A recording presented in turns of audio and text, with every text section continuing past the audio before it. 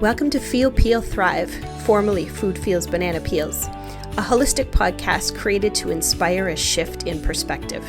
Here, we explore what it really means to feel, peel back the layers, and thrive from the inside out. Each episode invites you to consider a shift in your perspective on what it truly means to be healthy, beyond quick fixes or trends, and to see wellness as an empowered, inside-out journey rooted in awareness, accountability, and self-trust. I'm your host, Laura Pfeiffer, and I'm here to guide honest, heart-centered conversations that help you reconnect with your body, realign with your values, and live with greater clarity, connection, and vitality. Because when we learn to feel, we can heal. And when we peel back the stories that hold us back, we make space to thrive. So hello and welcome to the podcast. Today I am so excited. I've been waiting for this for a while and thrilled to introduce you to Dr. Deborah Zucker. She's a naturopathic physician. She's a therapist. She is a health coach. She's a mom of a 5-year-old girl. So she's navigating that whole mom world along with so many of us. And she is also the award-winning author of the Vitality Map and soon the accompanying Vitality Journal. Her work empowers people to navigate the deep transitions of life with resilience and compassion, with an emphasis on community. And today we're going to talk to Dr. Zucker and dive deep into the 9 keys to deep vitality and discover how we can transform so many things, including burnout and loss and life changes, into these powerful opportunities for renewal. Dr. Zucker, thank you so much for your time today. It is an honor to speak with you. Welcome. Thanks for having me, Laura. Yeah. I have been reading your book since we first connected, and I have so many questions for you because the deep-seated wisdom that you developed on your journey and that you took and put into these very well thought out and constructed 9 keys of deep vitality are something I believe that everyone on the planet could benefit from in some way, shape, or form. Let's talk a little bit about how you came to developing this, because there's been a catalyst that has helped you to understand and navigate deep vitality in your own health. Yes. Yeah. They were born from my own healing journey. So when I was in my early 20s, I spiraled down into a deep chronic fatigue, depression, lots of other symptoms. And that catalyzed a shift in my life path, and at first it began just with exploring my own healing and discovering through the process of starting, at the physical level and getting these diagnoses and protocols and then realizing like that what I was being told by the doctors and practitioners didn't really feel like the whole story of what was actually going on for me. And so that dropped me into a deeper journey of exploring the mental, emotional realms, the spiritual realms of healing, and ended up being a calling because I was finding that everything I was learning in my own journey, I was wanting to share with others. And so that calling led to the training as a naturopathic physician and later in mental health counseling and coaching. And I found myself just my own healing journey was continuing right alongside my training. And I was sort of living with the question of exploring, like, what is it that's really bringing me alive? What is it that's really shifting my state of vitality in an ongoing way? And what's missing from the conversation? What of this am I not actually learning? What's not being emphasized in these trainings that I'm going through? And over time, that crystallized out into the 9 keys to deep vitality that I share in my book. Beautiful. It's a beautiful work of art, I have to say. The way you've constructed all of these, not only the guidance and the teaching, you've also brought in so much wisdom that you have learned and experienced through the clients that you've worked with. So not only does this come from your own personal experience, you've also worked vastly with so many clients in different capacities, and you're able to demonstrate so many, you give so many examples in your book of so many things that are pertinent to so many different people and what they're going on in their lives. And it really helps, I believe, to when you're on a healing path and a healing journey. And I think it's important to qualify that you're not healing because you're broken. It's because you are looking to reach perhaps a different level of health and vitality, maybe than we ever have before. Some of us break. You broke, I broke. That doesn't mean that everyone has to break to get to this space where they begin to understand that health is so much more than the physical body. And that's exactly what you have mapped out so masterfully for everyone, is that path or the map that one can follow in order to find a different level of health and vitality. And in my experience, a lot of times we don't know what health and vitality is until we know what it's not. Mm. So if we know what imbalance feels like within our mind, within our body, within our spirit, all of those things, we know that there's got to be something on the other side that's better than this, the duality in life, right? The polarity. So let's chat a little bit about your book. Okay.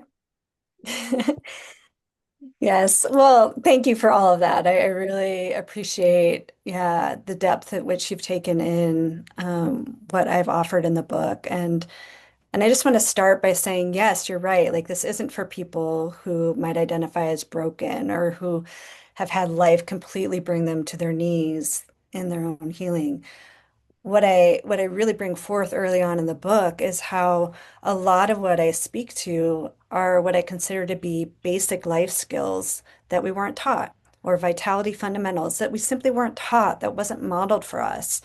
And I so want that to shift, where we actually learn these skills of how to attend to ourselves each and every day of our lives, how to be deeply intimate with our own feedback that's there all the time, that's guiding us towards what brings us alive and what does not.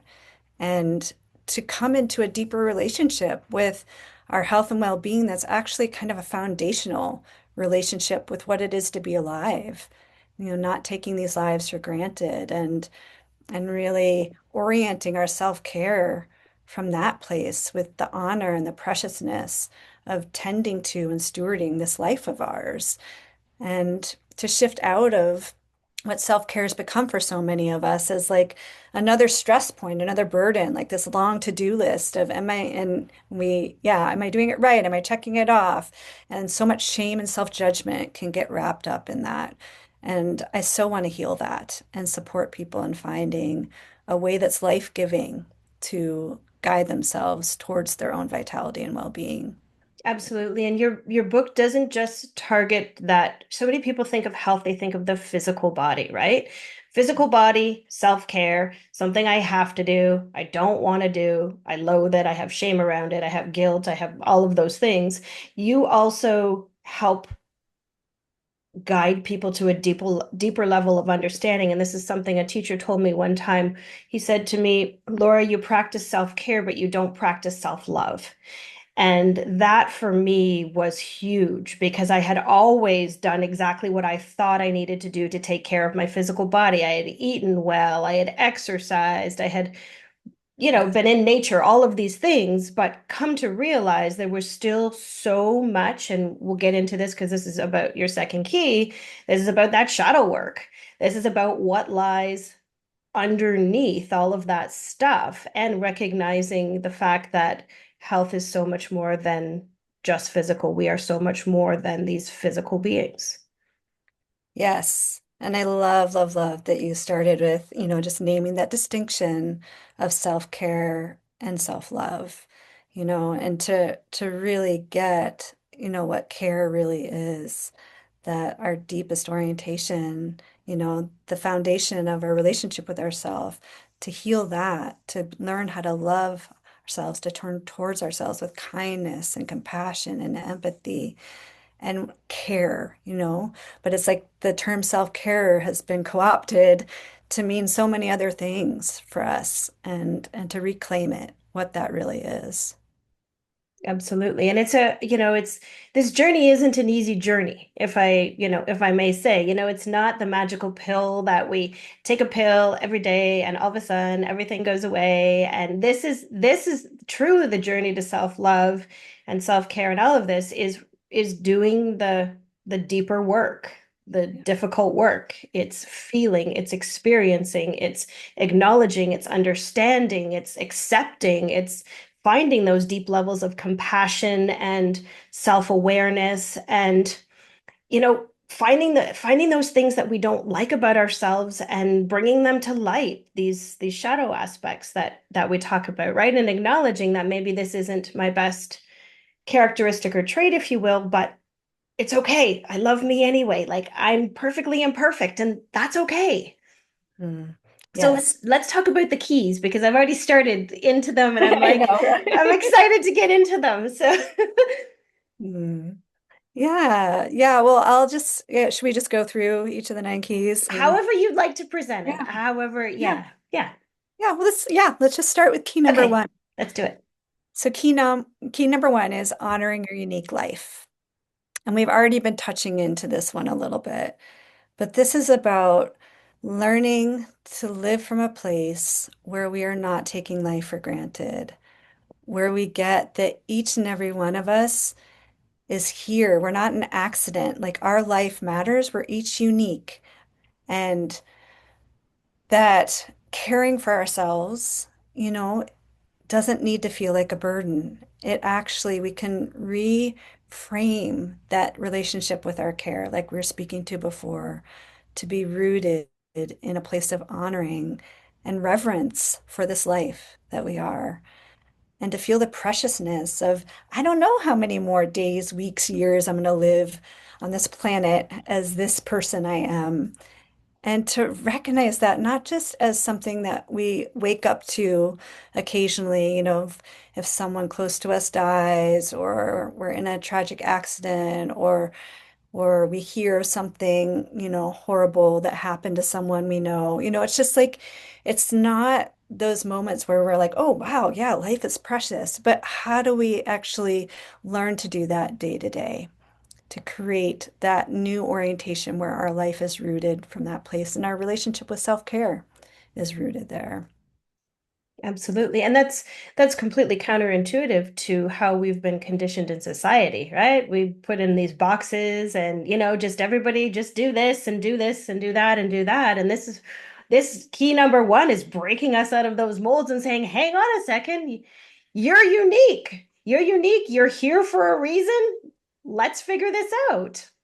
Yes. Yeah, yeah, and I really do. It's key number one because this is the foundation. This is that root relationship with ourself.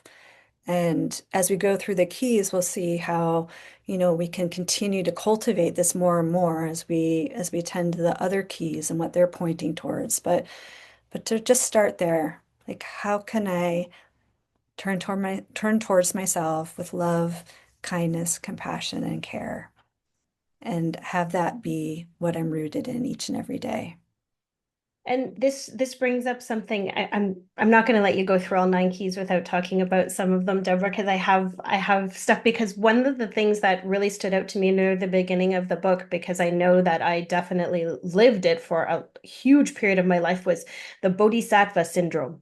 Mm. Can you please explain that? Because I have a feeling that there are going to be a lot of listeners out there who are going to relate. And it was like, I love that you coined that term. Most people don't know what a bodhisattva is. So if you could explain that and then talk a little bit about that term that you've used, because I think it's genius. Yeah, so a bodhisattva in the Buddhist tradition is someone who devotes their life to selfless service. So they're showing up in service. And I think the reason I called it the bodhisattva syndrome is kind of playfully orienting towards that because in our culture and yeah, maybe even broader than, the North American culture, but more broadly, like it can be so supported that we show up in selfless service, and that means turning outward. And we give and we give and we give, and we're given a lot of encouragement and support of that. And it's a very natural part of being human and is very life-giving to show up in service. But the syndrome part of the bodhisattva syndrome is that we tend to separate out ourselves from that orientation of service. And so it's like we're giving, we're giving, we're giving, but we're not offering ourselves that same love and care and attention. And as a result, we get burnt out. Our own well, is not being refilled. And so we are not in a orientation that's sustainable for ourselves. And we run ourselves into the ground. And if you look at just the epidemics these days of all the things going on, depression, anxiety, fatigue, burnout. I mean, there's so many different names for what this looks like when we are not filling our own well, when we're overgiving and not including ourselves in that same orientation. So this first key, honoring your unique life, is really about starting there. Like in order to continue to give and serve, I need to make sure that I'm filling my own well first. It's not an either or, it's both. Absolutely. And I mean, I know for myself and likely other listeners, we were taught that giving to ourselves is selfish, right? It's Right. selfish. I'm a mom. I have to give everything to my kids and my partner and my work and my all of these things. But if we begin to shift perspective, and that's what this is all about, we begin to shift perspective and understand that we have a finite amount of energy. And so if we give it all away, how can we possibly have anything left to give? Eventually, we are completely depleted. And this is when imbalance or dis-ease begins to set in all of these different forms, right? Some people manifest it in, a burnout way. Some people it's, fibromyalgia. Some people get, very, very ill chronically, all of these different things. But if there is no more energy, water in the well, whatever you want to call it, however you want to use that analogy, then there's nothing left to give at the end anyway. Right. So why did we give everything just to end up with the exact same result anyway? And we also are, in that severe imbalance then that we're forced to look at now what we can do for ourselves. So in Right. order to avoid that, we shift our perspective and we begin to acknowledge and understand that giving to ourselves is not selfish, it's selfless, because if we don't give to ourselves, we can't possibly give to others. Right. We're not serving anyone in that way. Absolutely. And I'm so glad you named that. So many of my clients, yeah, it's like there's a lot of healing that needs to happen around that part of us inside that calls it selfish and to really reframe it and get underneath that as you just did. Yeah. Absolutely. Thank you. Yeah, I really like that. When I read that term, I was like, I like that. Following a Buddhist path myself, I'm like, that Mm. definitely aligns. Okay, so beautiful. We show up and we honor our unique selves. What happens next? This one is I feel like this is where half the people stop. Right. Yes. It's number two. Yes. Number two, and yeah, so I guess just even before I say the name of this, just, for those listening, just listen, pay attention to what happens in your body as we begin to explore this key, because it can bring up a lot. So key two is facing and embracing your shadows. And this key is often the missing piece, as you just alluded to, because this key acknowledges that when I'm referring to shadows, I'm talking about those unconscious parts of ourselves that are kind of running the show that we might not, because they're unconscious, we don't even really realize that that's what's happening. But, in our self-care journeys, if you ever have watched yourself self-sabotage, or avoid, or sort of get caught up in resistance, or just can't seem to actualize the changes that you seek, and you watch yourself repeating these patterns over and over again, the self-judgments come, the shame comes. There can be all these interpretations of, I can't cut it. I don't have the discipline I need. Yeah, I'm a failure. Like, I don't know why this is so hard. Just all these different things can get wrapped up in this.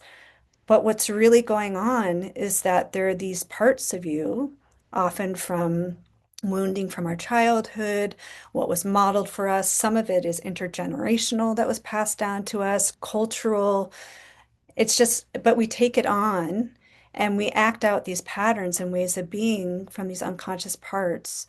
And then we just get stuck in these loops and these patterns that aren't serving us. And so facing and embracing your shadows is about shining light on these parts, bringing them out from the deep, dark basement and beginning to turn towards them with conscious attention, love, empathy, care, curiosity, so that these parts can actually, and that's the embrace part. So it's seeing them, and then the embrace part is actually learning to incorporate them and integrate them into ourselves. And you alluded to this earlier, mentioning like, yeah, all of me, the messy parts, the parts that maybe, yeah, sort of don't jive with my self-identity or who I think I'm supposed to be. But yes, all of us have all of that in us. And to heal those splits inside so that we can move forward and actualize the changes we seek, to feel empowered and like we're at the steering wheel and we actually have a sense of autonomy and ability to guide ourselves in ways that sustain in our lives. And yeah, so this key is absolutely pivotal and very often a missing piece. Mm. And thankfully, it's starting to get, more airtime and awareness, through different kinds of parts work that's becoming, more common and therapeutic, with, counselors, therapists, coaches, like the internal family systems is one that's become very common. There's voice dialogue. There's a number of different ways to work with this. But I really encourage us all to have the courage, because it takes a lot of courage to do this healing work. But it's absolutely vital if we want to live a life that in which we feel whole, at home in ourselves, and able to really move towards what brings us alive. Yes. I mean, it's heavy, right? There's no two ways about it. Looking at those aspects of ourselves that have have been pushed down deep in the subconscious. So I think it's about 90% of what we hold is actually subconscious. So this work isn't often, unless we're very, very highly attuned and aware, this often isn't something that we can do ourselves. In my experience, I've had a lot of help and support in this area along my journey as I began to, unravel some of these deeply seated things subconsciously. Then, you start to be able to pick out behavioral patterns and things like that that are associated with it. But for someone who was just beginning this journey, would that be something that you would recommend some support with? Very much. Yeah. Yeah. It's like we can't see what we can't see. And we really need those outside reflections and witnesses to help us see those things. And I mean, I do offer in both my books exercises and ways of journaling and beginning to explore. But a lot of that exploration is simply identifying, oh, there's something in the shadows going on there. But to actually really get underneath and more fully see it and come into relationship with it, having skilled support is really, really helpful and often vital. Right, because we're generally working from the conscious mind, and this isn't conscious mind kind of stuff, right? This is subconscious stuff. So yeah, definitely finding us and seeking appropriate support there. And there are lots of different supports, right? I mean, whether it's a therapist or a counselor who works with this, whether it's energy medicine practitioners that you trust, there's a lot of different ways of getting in there. Now, the other thing that you talked about, and I feel like it's a little bit off, but I kind of want to talk about it too because you talked about that loop, and this is starting to get a lot more traction as well. And I'm working with this a lot in my own private practices, the nervous system loop, the shadow, the trauma, however you want to call it, that is imprinted in the nervous system that then begins essentially to run that programming that we are not even conscious to, like those reactions that happen. And my understanding is that there is an experience And within 2/100ths of a second, you have that registering in the physical body. And for many of us, we have a very low to no level of interoception. So we don't know that feeling in our body, can't sense that feeling in our body. So therefore, it begins to trigger that nervous system loop and involves the brain. And then we begin in this kind of crazy spin. And for me, having suffered anxiety and depression like my entire life, um, that has been fundamental and key, getting that break in that nervous system. And this has taken decades for me to figure out. Can we talk a little bit about your understanding of that? Hmm. Yes. I'm so glad. Yeah, I just really appreciate how you're weaving these things together. So some of what you're getting into gets into keys number 3 and 4. So maybe I'll just name them and Please. then we can kind of go into them some more. So key 3 is strengthening your self-awareness muscles, and key 4 is cultivating resilience.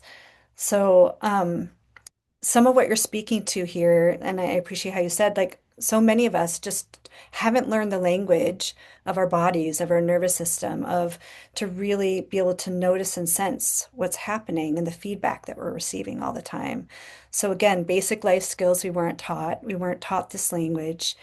And to learn to attend to that feedback, to the messages that we're receiving, to notice it when it happens more and more in the moment, that is like strengthening a muscle. And and sometimes we need some outside support to help us to begin to understand that language and how to do that. But as we do that, as we focus intentionally with curiosity and really embracing, that beginner's mind, that we are where we are, and to not personalize it as something wrong with me, but hey, no one ever taught me this. I didn't know how to do this, but I'm going to start now and begin to become more aware of what happens to my body when I have a stress reaction, when my nervous system gets activated. What happens for me emotionally? Where do I feel my emotions in my body? Like, what are the sensations that tell me that maybe I'm activated or, um, yeah, sort of, do I get a little more spacey? Do I, yeah, have trouble sort of attending in some ways to what's happening in the moment? Just learning what our different cues are. And then the cultivating resilience part of that is learning the skills to self-regulate. And and so learning how, if we notice ourselves getting activated, like you were just talking about our nervous system sort of wound up, learning to slow down at the pace of our nervous system, giving it the time to feel and move through whatever it needs to move through, to find our way back down to that calmer, more centered, regulated place. And the resilience part of that acknowledges that there's no such thing as a stress-free life. There's no such thing as a predictable, reality. Everything is always changing. And we can be going along feeling like we have it all together and we're really sort of strong. We figured out the things that support us, and then life throws something at us, and the rug gets pulled out from underneath us, and we're like, "Wah!" And we find ourselves on our knees, and so it's like recognizing that's just life. That's the reality of life, the reality of our larger world unfolding. There's a lot of crazy stuff going on. And how do we regulate ourselves in the midst of that? So that's the resilience, taking away any ideal that it's supposed to be a different way, but instead, okay, when I do find myself on my knees or flat on my back, how do I find my way back to my feet? How do I find my breath again? How do I shift that nervous system state from a high activation and slowly allow it to come back down? And those are skills that we can learn. Those are practices to learn and not Mhm. to add it to a long, to-do list that puts pressure on us, but no, like with curiosity and wanting to feel more, again, like we're at the steering wheel, we're at the helm of this life that we're guiding, and to recognize we're the only ones getting that feedback 24/7. So that's the key number 3, strengthening our awareness. We're the only ones. But we can seek out support and expertise and help to help us learn the skills to regulate. And that can be on all different levels. We're mostly talking about the nervous system right now, but there's so many different things that we can learn, how our unique body being, because we're all unique, and what works really well for someone else might not work so well for us. So finding the things that really resonate and work for us, and then practicing them, learning them over time. This is all a lifelong journey. This isn't about, you know, Mhm. working really hard and getting to the end, Yeah. Hmm. like I did it. This is Hmm. we can always keep learning more and more about ourselves, becoming more attuned, becoming more adept at regulating and guiding ourselves. And for me, that's exciting. It's sort of like, oh, I get to just sort of be a lifelong learner and continue to really find out how to really support this body and being, again, coming back to that honor and that reverence, like this is all part of that journey. How do I really become that much more intimate with who I am and what supports me, and yeah, and to have compassion for the things that activate me or yeah, seemingly throw me off my course, but that's all part of the course too, right? It's like it's a dance. Absolutely. Yeah, so a couple of things came up there as you were talking, and it is a pretty cool journey when you start to understand yourself on a different level. It's like, hang on a second. I know how this feels in my body. Label it. This is anxiety showing up. Okay, what am I going to do? I'm going to come to the tools that work for me. And this is where I think it's so important to to discuss or just briefly touch on how holistic health and wellness is so different than your traditional Western, if you will, type medicine, because there are no boxes. There is only what works on an individual level. So just because, meditation and breath work is very effective for me in bringing me out of some of those high nervous system emotional reactive states does not mean that's going to be the best thing for somebody else. Somebody else might be going out, grounding their feet into nature, taking 10 deep breaths and just feeling that connection, and that may be what they need. But I feel like the important thing to emphasize here, and let me know how you feel about this, is it doesn't happen on your telephone. It doesn't happen when you're distracted. It doesn't happen. Like, you have to actually stop. You have to stop. You have to set aside the time and the space to get to know you, to get to know the emotions in your body and the way that your body interprets things and signs and signals and all of those things. And we can't do that in front of technology. We can't do that unless we are learning to be fully present with ourselves. And so this becomes another key that I find that people have a really hard time with, because they're so used to the art of distraction. And I'm saying people, but even I look at children these days. Children, even my own children at times, 16 and 21, they don't want to put down that cell phone. And sometimes I am ripping it out of their hand and saying, stop. Like, you have to stop this thing that's going on right now, this crazy reaction. Like, this and this, they don't go together. So we need to stop and we need to take away the distraction and we need to go into, what's going on within ourselves. Yes, yes, yes. All of that, I feel like you just named, just one of the epidemics of our time. It's not one, it sort of infiltrates everywhere, but just where we find ourselves right now with technology, with the pace of life, with the cultural norms that just keep us so plugged in and that are kind of designed to sort of distract us from being fully present and Mhm. connected. And, another way, I often find myself saying, and it's to myself as well, is just really emphasizing like one of the most important medicines I think these days is slowing down, Mhm. just slowing down, allowing ourselves to find like what's the right pace for me and my nervous system Mhm. and my well-being. And it really does take unplugging from, yeah, the noise and the fullness and the busyness and all the messages coming our way to feel that and find that.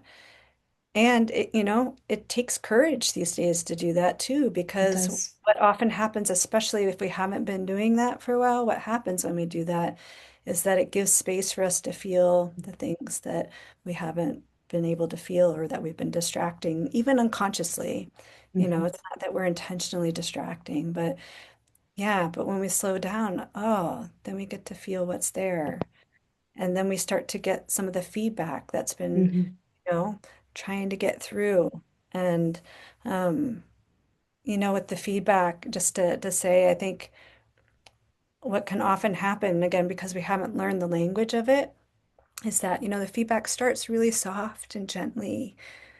And then it's like if the feedback isn't heard or heeded, it gets a little louder and a little louder and a lot, it just keeps getting louder until, like me with my chronic fatigue, it's like something big can happen. Mhm.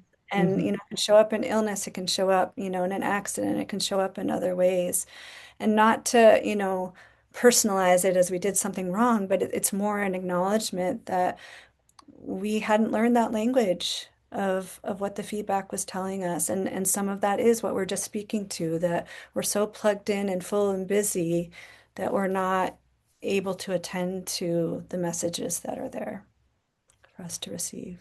Yeah, these aren't things that most of us, to the best of my knowledge, were taught when we were growing up. These are also the things that I'm on a mission to really help younger people begin to understand these things because had I was, put myself in, had I 20, 30, 40 years ago understood myself at a different level, how different the trajectory of my life could have been. And these are the future generations, the future people who are going to be, government and taking care of the earth and all of these kinds of things. And what if they built this love, connection, reverence for themselves?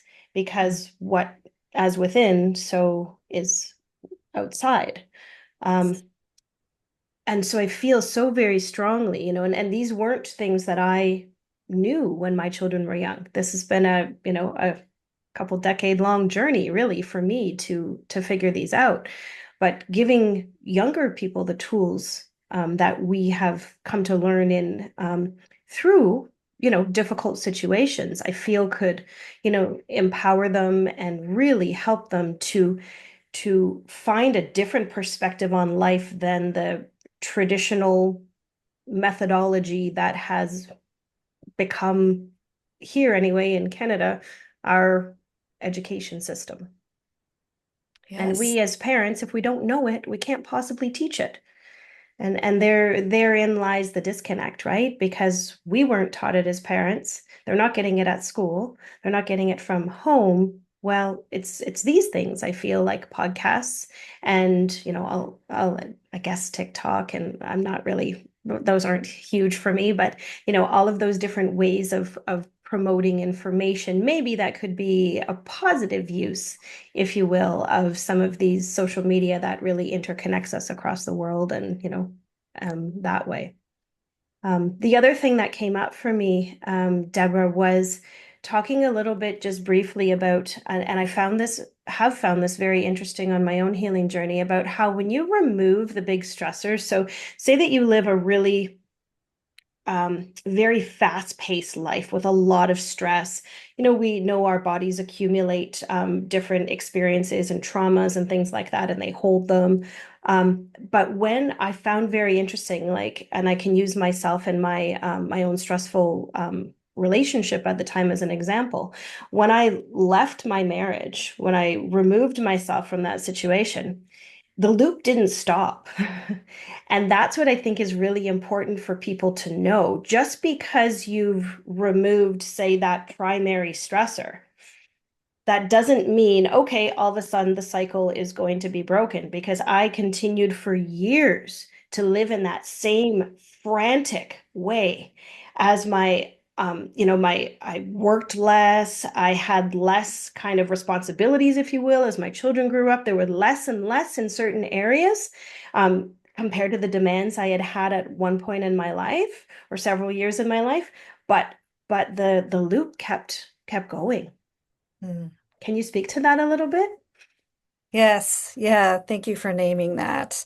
Um, Yeah, I mean, part of what you're naming is circling back to the facing and embracing the shadows. that sometimes, even when we remove something, and we'll get to that in the next key, but just um, there's still kind of the same identification and self-talk and orientation. Like we haven't shifted the deeper underlying patterns of what we're relating to and how we're making meaning, what we're identifying as or with.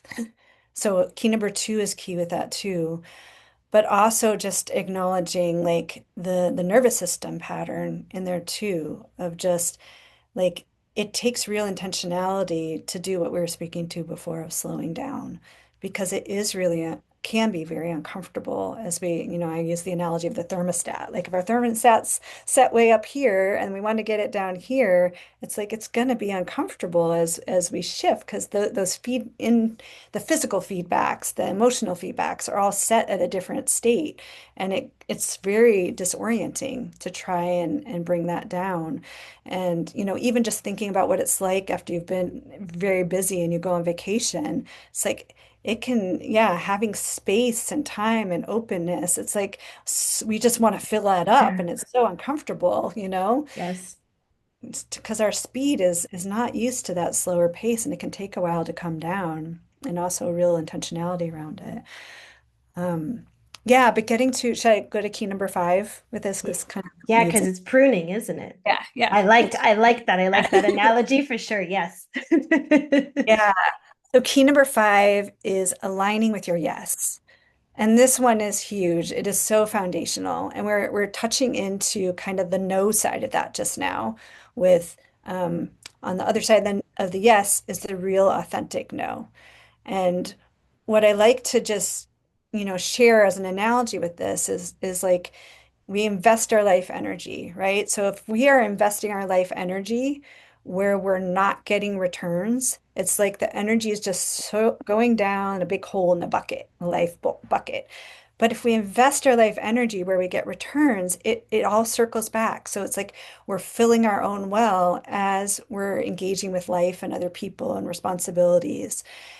And so with that, like if we're not clear or if we're not heeding the true no's, the authentic no's in our life, if we're not, as you just alluded to, pruning our life. So pruning refers to, what we do with a tree. You can think of a fruit tree. And if you don't keep pruning a fruit tree, it's not going to produce any fruit. So you need to constantly be pruning it to let the light in, to really encourage the branches that are able to flower and fruit to do so to their fullest.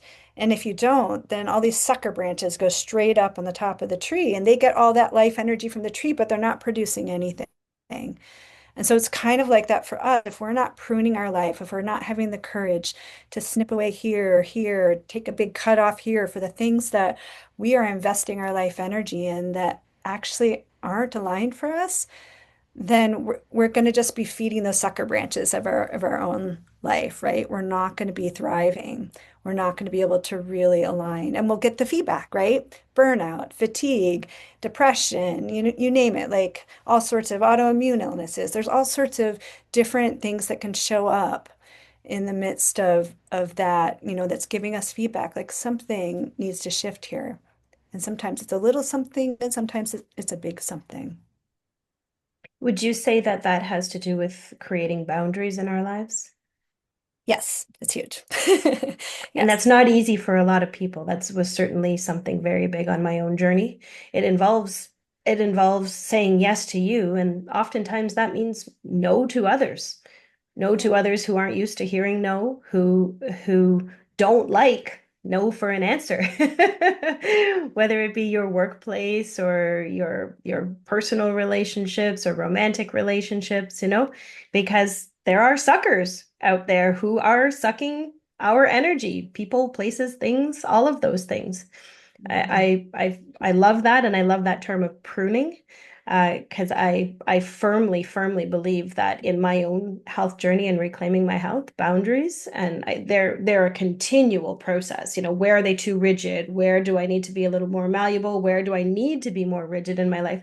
There has to be this process of reevaluation, and then we go back to the understanding our bodies. And as we take more time to understand our bodies and learn the language of our bodies, then we can make these decisions, I find, much easier. Because does this feel good for me? Yes, this lights me up. This excites me. Or is this something that is going to just suck the life energy? I often use that. This is sucking the life out of me. I don't want to be, in on social media. This is just draining me, these kinds of things. So, yeah, pruning, I love that term, and I feel that that is obviously another very important aspect of the journey. And when we prune things out of our lives that don't serve us, we can also create time and space, maybe that we didn't have before, to spend with ourselves to continue down this journey. Yes. Yes, pruning, having those healthy boundaries, finding those clear yeses and nos for ourselves. Yeah, it opens up space in our life to actually invite in what does serve us, what does energize us, what does really fulfill, who we're here to be. And all of that, takes a lot of courage. Again, I just want to acknowledge that. And you alluded to this in what you were sharing about boundaries. It's like so many of us, again, this wasn't modeled for us. Instead we were modeled, to give, give, give and say yes, yes, yes. And yeah, there's so much need in the world. And of course I'm gonna say yes to that. And yet when we have the courage and we take a stand for what our own needs are and what our own well-being and what's uniquely, again, this gets back to our uniqueness, what's uniquely aligned for us, we free up the space to allow what is aligned to come in. And it's a good feeling. It's a really It good is. feeling to free up that space. Yeah. Absolutely. I look to this key as one of the most essential in my healing from chronic fatigue. It was really like, and again, one of those things that wasn't being talked about, wasn't in my training, and yet absolutely foundational. Yeah, I feel the same way. I had a beautiful naturopathic doctor and shamanic healer who's a friend who supported me in the beginning after my sepsis and illness and hospitalization. And she said, Laura, a big part of this is going to be boundaries. And she was absolutely right. That's exactly what I found in my journey as I began to put up those boundaries. I began to reserve my own energy and slowly it came back. So it's a beautiful thing. Yes. Absolutely. So let's move on because we're moving on. I could speak to you for a really long time, Deborah, so I have to keep moving things forward. Yeah. Yeah. So we're looking at number 7 now.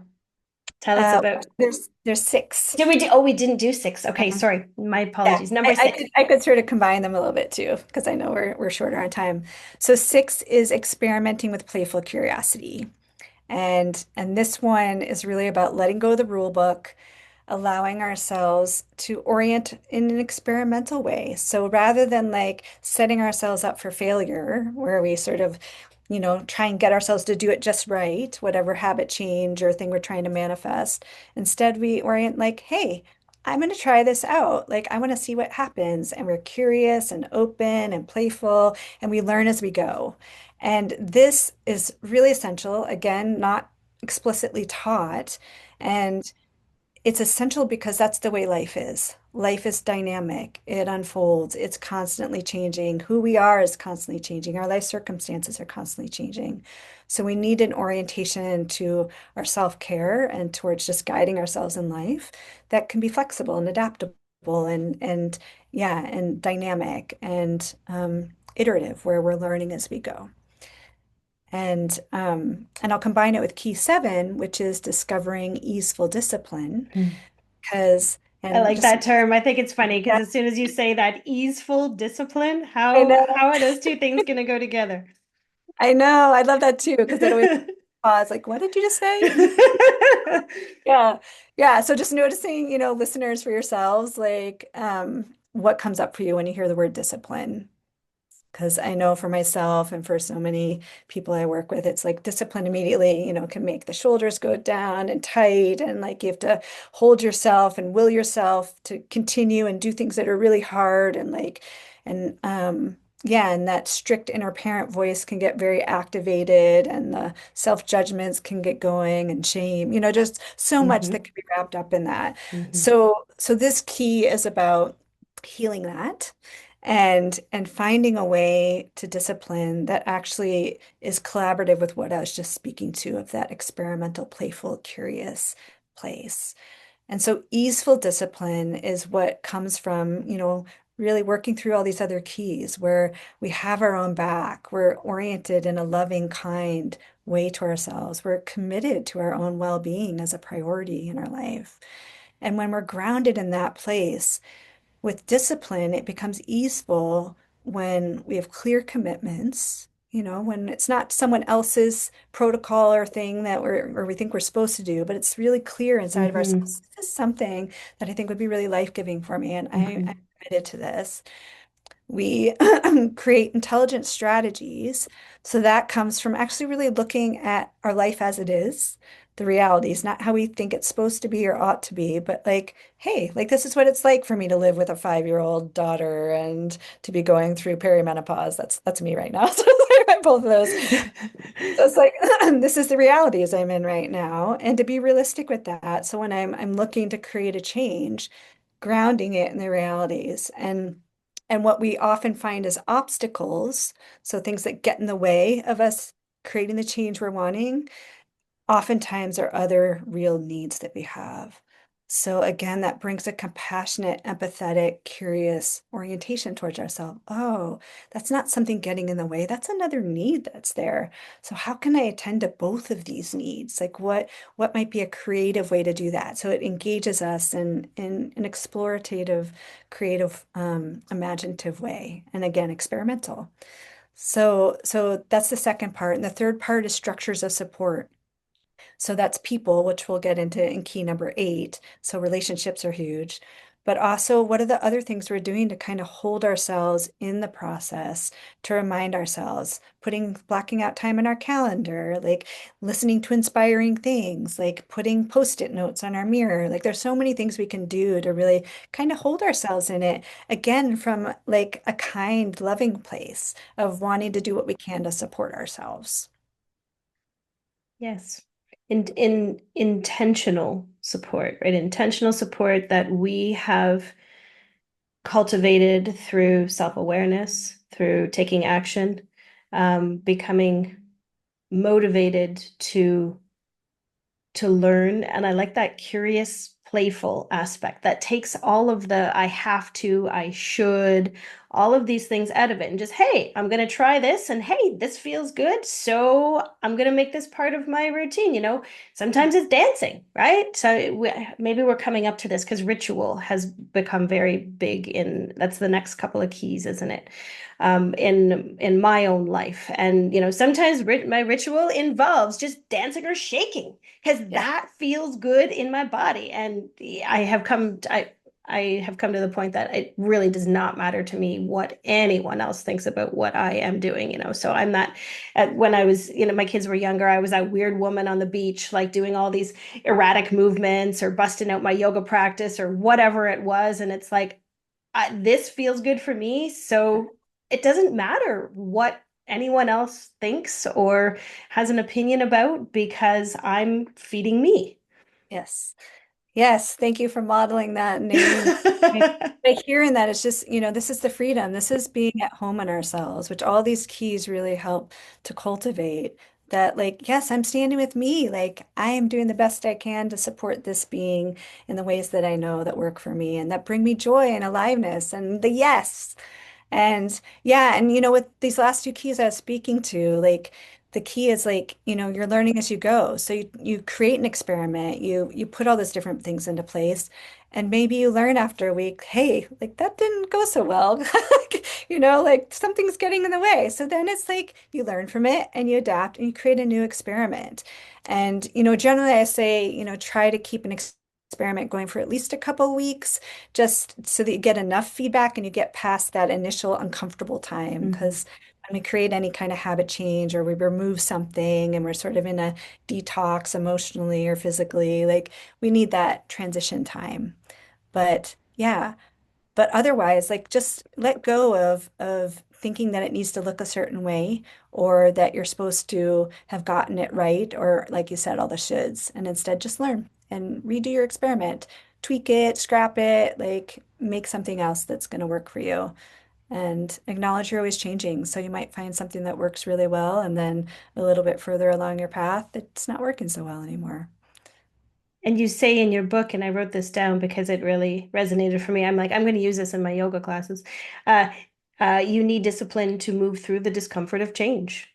Yeah. And if we're not, and I have another girlfriend who says all the time, and teacher, motivation is a secondary experience of consistency.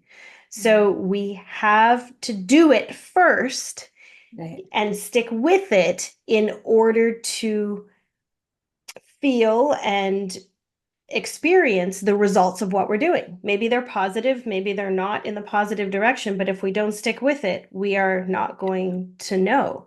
And growth is uncomfortable. And when we are not uncomfortable, we are not growing. When we're too comfortable, there's no growth going on. So if we're committed to this path of growth, then we've also got to be committed to the discomfort that goes along with it. And Yeah. this whole path that we're talking about, this whole map that you've drawn for us is not a map of comfort.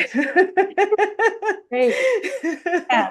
Yeah, it's not a map of comfort, but it's very life-giving. And so the feedback is there, right? Yes, It's like yes, just being in direct relationship with myself, feeling my feelings, facing my shadows, like it wakes me up more to life. So I actually feel more here, more awake, more in it. And yeah, that includes all of it, which yeah, is the opposite of numbing out or feeling distracted. yes. I'm in it, but it's Hmm. like that's being alive. That's aliveness. That's vitality. Hmm. Yeah.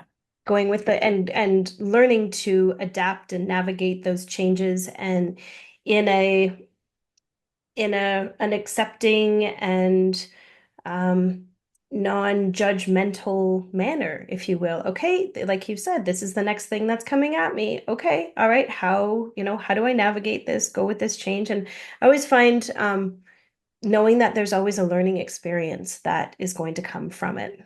Yes. Anytime I've ever had any discomfort experiences, very challenging, all of those things. It's not in the moment, don't get me wrong.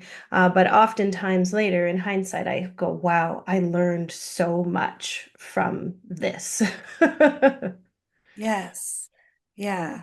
And there's the aliveness, right? Like, yeah, being in it. Yeah. Mm. So 8 and 9. And then I have, if we have time, I have one more question because we haven't talked about Mama Bear. And that was another one that I really loved that the way that you brought that in and weave that in. So however Yeah. you'd like to navigate those couple things, Mhm. if you can, that would be amazing. Yeah. Yes.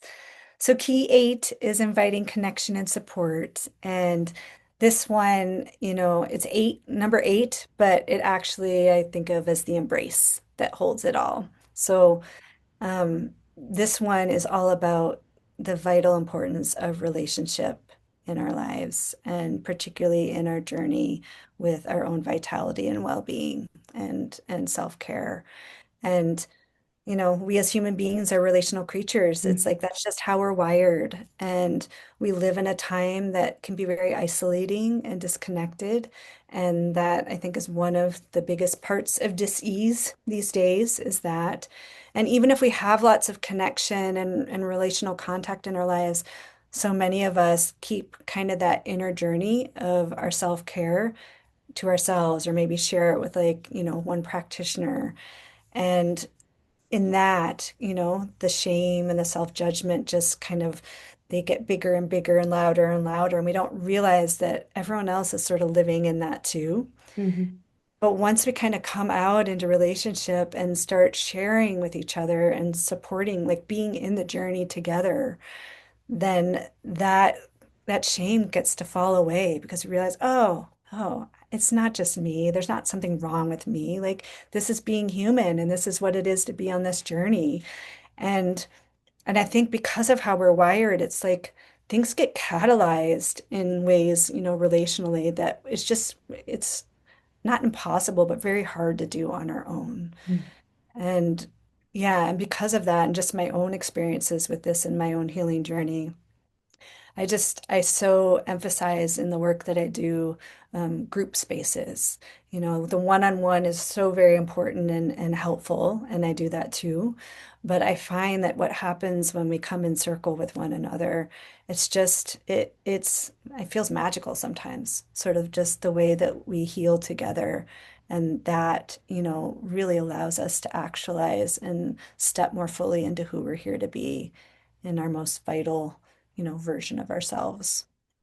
Yes, and knowing, like you said, that others are going through, maybe it's not the same situation, but there are similarities. We have these four core wounds: abandonment, guilt, shame, and rejection.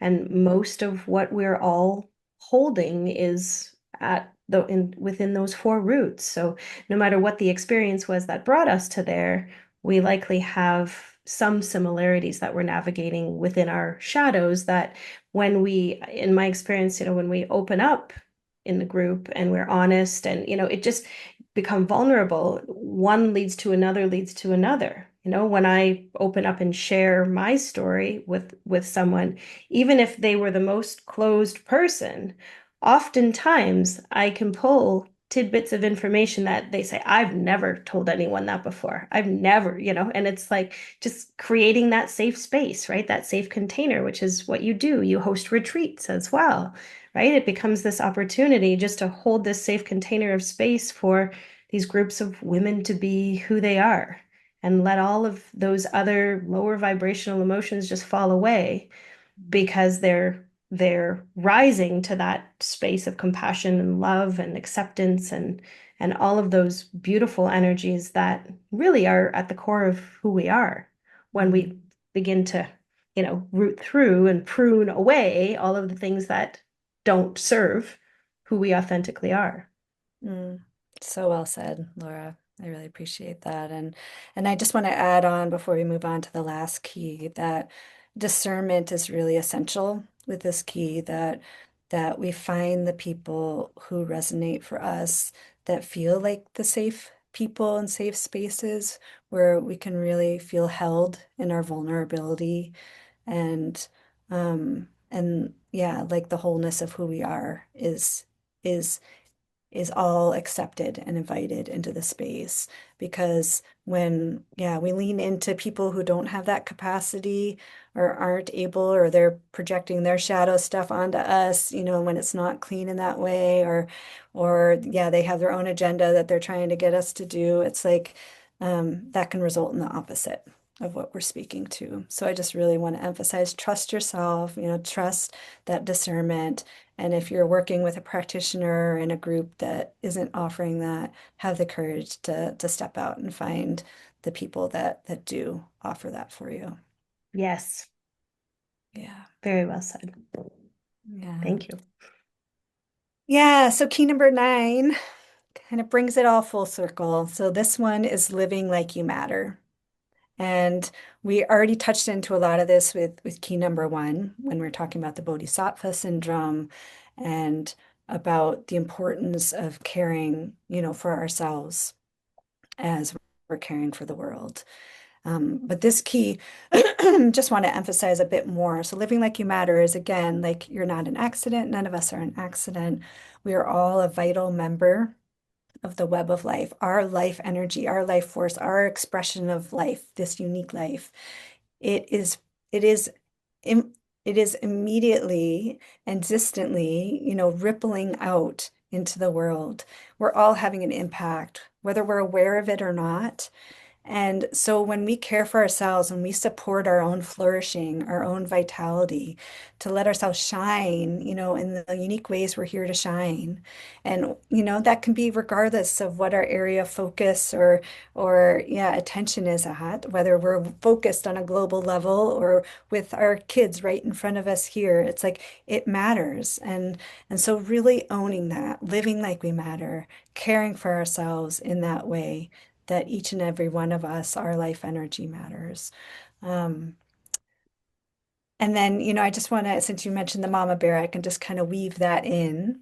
So the mama bear is also part of key number 1. I didn't mention it then, but this is an analogy that I've found really helpful, to embrace when we're trying to access, that orientation towards ourselves that's loving, kind, and nourishing, and coming out of sort of the strict inner parent or a rebellious teenager. We didn't really talk about that, but just the other voices that can get really activated for ourselves and sort of keep us ping-ponging back and forth, to land in an orientation like a mama bear. So if you think of a mama bear and how she cares for her cubs, she is fierce and she's going to protect those cubs. She's going to do whatever it takes to keep those cubs alive and well. And she also, allows those cubs on their own to fall down and learn and keep going. And she's there for the big mama bear hugs and that unconditional love and just that holding that's so dear, where it's just, you just feel held. So if you imagine if you've received a hug from someone like that, just to drop into what's evoked in you when you feel that, to feel that, and then to feel that fierceness of that commitment, and to realize we all have that inner mama bear inside, to find not just that kind, loving space, but that fierceness where we have our own back, and that unconditional love where we allow ourselves to fall down and learn and find our feet again. But that we're there. We are not going anywhere. We are there for ourselves. And this is what love looks like, and I think the mama bear, metaphor just really kind of evoke that inside of what that really feels like. And so I think it can be helpful for all of us as we're really learning to do this, to repattern ourselves and attend to those parts that maybe have been kind of mean and unkind or not really supporting our path forward, to find the access points for ourselves that begins to evoke these kinds of feelings. So if Mama Bear doesn't resonate for you, find one that does, your inner best friend or your inner grandmother or gosh, my brain's Like the your other. inner jaguar. I like Yeah, that one. Like a fierce yeah, cat, but also the yeah, sweetest, yes, most soft, furry, lovable animal. Whatever, yeah, whatever it is that works for you. yes, Yeah, yeah, that's a beautiful analogy and a beautiful way, I think, of um of framing it for ourselves. T the analogy of whatever it is, that animal, whatever it is, that person that just, has your back 100%. And at the core, that's you. All love begins with self-love. So we can only love others to the degree to which we love ourselves. This has been a very interesting learning on the journey, because sometimes we think we are in love or however it is, but we can only show up to the capacity to which we show up for ourselves. And that can also be something to work with on the journey. If you're looking to find, external love, start inside first. That's where everything begins. And when you have cultivated that deeper level and sense of connection and appreciation and gratitude and love for yourself, well, then you are going to naturally attract that in who you are looking to connect with. yes.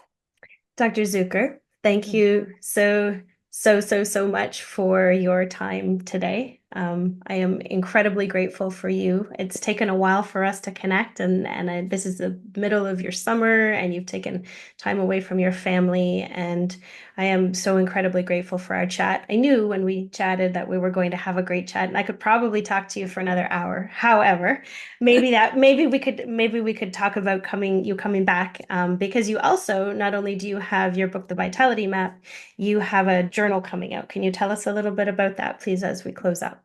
Yes, the Vitality Journal is a companion book to the Vitality Map. So it goes through the same 9 keys, but in a way where it just brings you right into personal reflection, inquiry practices, prompts, so that you can just write right in the journal and engage with your own journey. Beautiful. So beautiful tool. And I encourage everybody to get the book.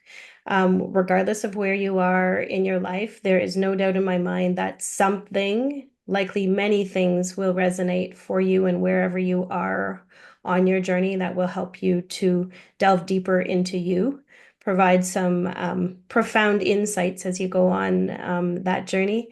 And Dr. Zucker also has lots of lots of special offers for podcast listeners as well, a discount on your services, which is so kind of you to offer. You have a free downloadable guide to the 9 keys to deep vitality that we talked about. You can learn more at vitalmedicine.com/podcast. Is there anything else that we've forgotten to mention today, Deborah? I don't think so. I'm so grateful, Laura. I really love this conversation, and I agree that we could easily keep going for a long time. Yeah, I'd be happy to come back in the future. Absolutely. Well, I'm going to definitely check out the journal as well. And I hope lots of people pick it up and support you and the beautiful work that you are doing. You're way ahead of your time. This was 2000. When did you release the book originally? 2016. 2016, yeah. So we're almost a decade later, and finally we're getting more light on this. So I can't wait to see what happens, what transpires from our chat today, and to talk to you again when life permits for you. I know that you're a busy lady. You're running retreats. You're doing one-on-one coaching. You're also doing group guiding as well, I believe. So when you're not in the midst of all that and taking care of your 5-year-old daughter and being a mom, yeah, I would love to connect again.